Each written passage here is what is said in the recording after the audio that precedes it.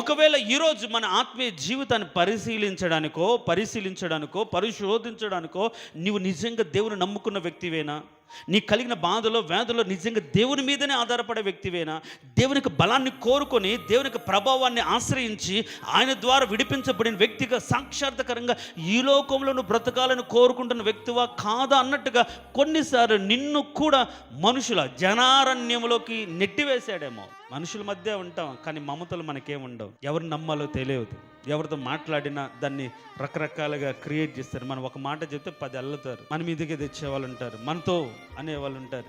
ఇలాంటి మనుషుల మధ్య మనం ధైర్యంగా బ్రతకడానికి, నిరీక్షణతో బ్రతకడానికి ఒక్కటే ఆధారం, దేవుని మందిరానికి వచ్చినప్పుడు ఒకవేళ నీ బ్రతుకులు అరణ్యమే ఉండినా, శ్రమే ఉండినా, దుఃఖం ఉండినా అదంతా కూడా క్షేమంగా సాగిపోవడానికి దేవునికి బలాన్ని మనము ఆశ్రయించాలి. దేవునికి స్తోత్రం, హల్లెలూయా.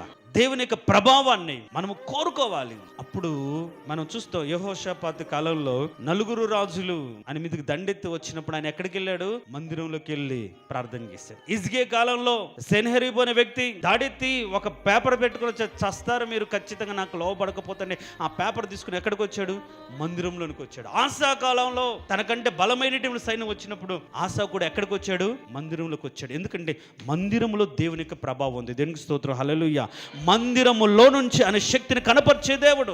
కాబట్టి ఈరోజు నీ బ్రతుకులు ఎలాంటి అనుభవాల గుండా వెళ్ళినా నువ్వు ఎక్కడికి వచ్చావు? పరిశుద్ధాలయం అందు వచ్చావు. కాబట్టి ఆయన బలాన్ని నువ్వు అడుగు, ఈరోజు కోరుకో. ఈరోజు దేవా, నేను బలహీనుడను, ఇలాంటి పరిస్థితుల మధ్య చిక్కుపడిపోయాను, నీ వైపు చూడలేని స్థితిలో ఉండిపోతున్నాను. కాబట్టి నీ బలాన్ని నాకు అనుగ్రహించండి, నీవు మార్గాన్ని ఏర్పరచండి, ఆ మార్గం గుండా నన్ను నడిపించండి.